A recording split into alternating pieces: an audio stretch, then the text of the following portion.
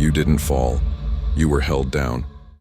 What if everything you thought you knew about the world is a lie, built with one purpose, to keep you from leaving? Gravity. They call it a force, a law, the fundamental truth of the universe. But what if it's not a force at all? What if it's an algorithm of retention, like in a video game, where a character has a field limit beyond which they cannot go? An invisible wall.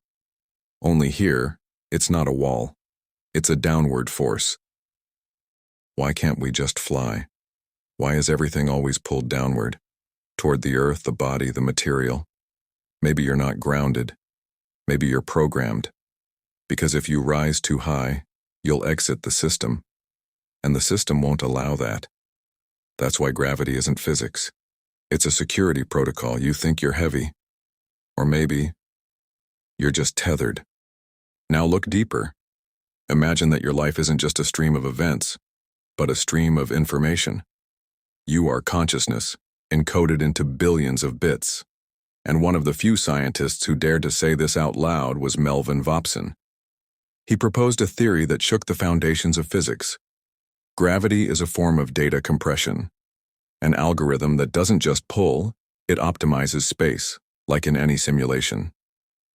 And if that's true, then everything you experience as reality is actually a virtual structure, where the laws of physics are tools, designed to keep players within bounds.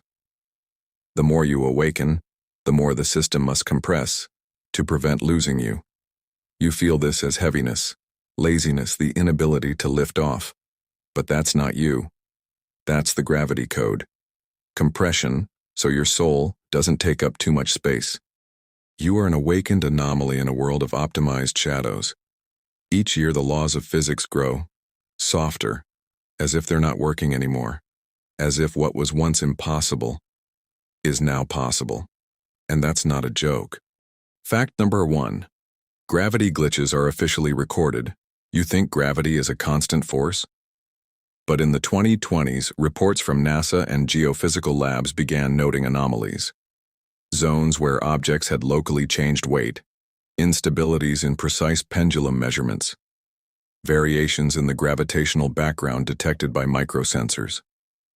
Physicists are baffled, but it's officially acknowledged. Gravity may not be constant.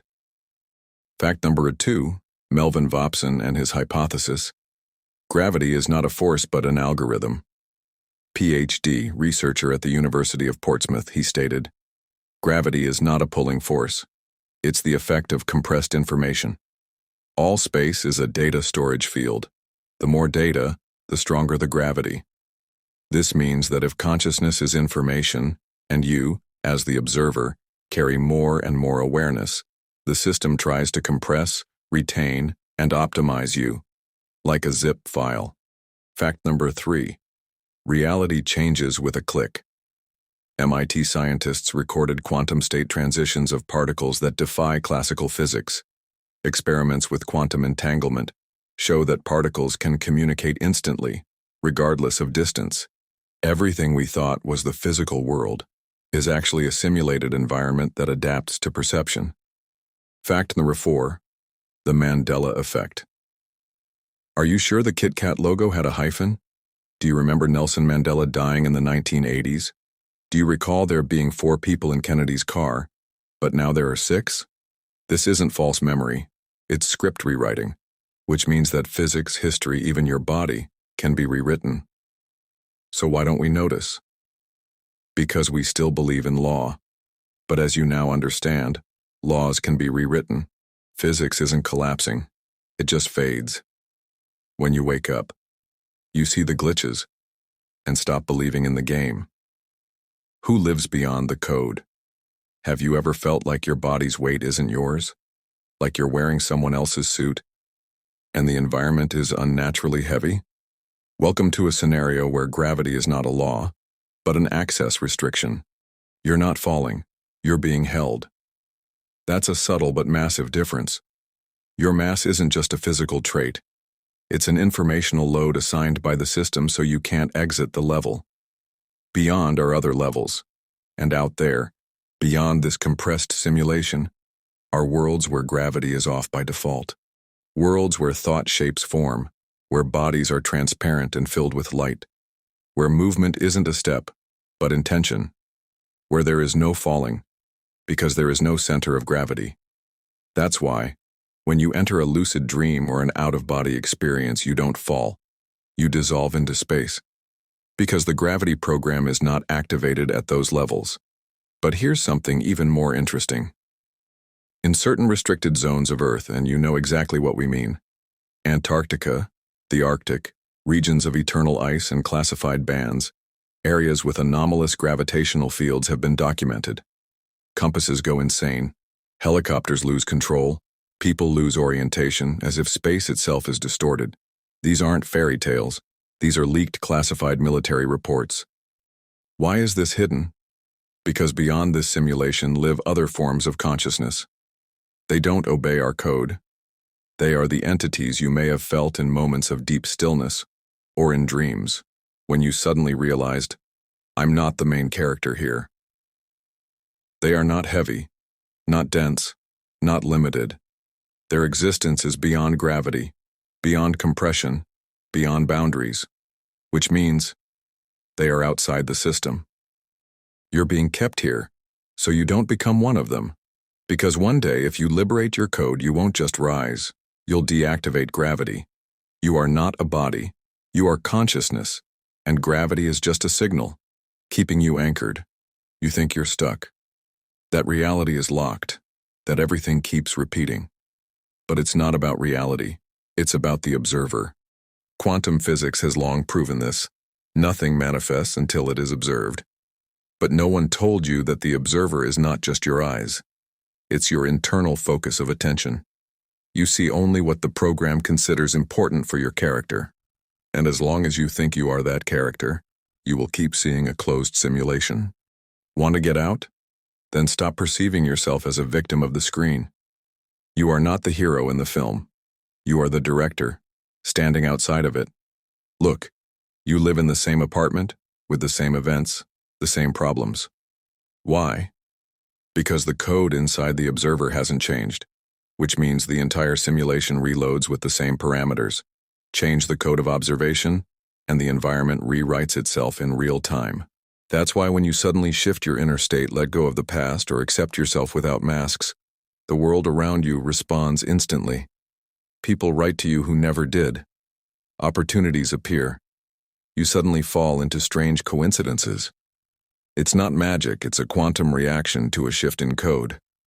Because this entire simulation is built on, if the observer changes, change everything.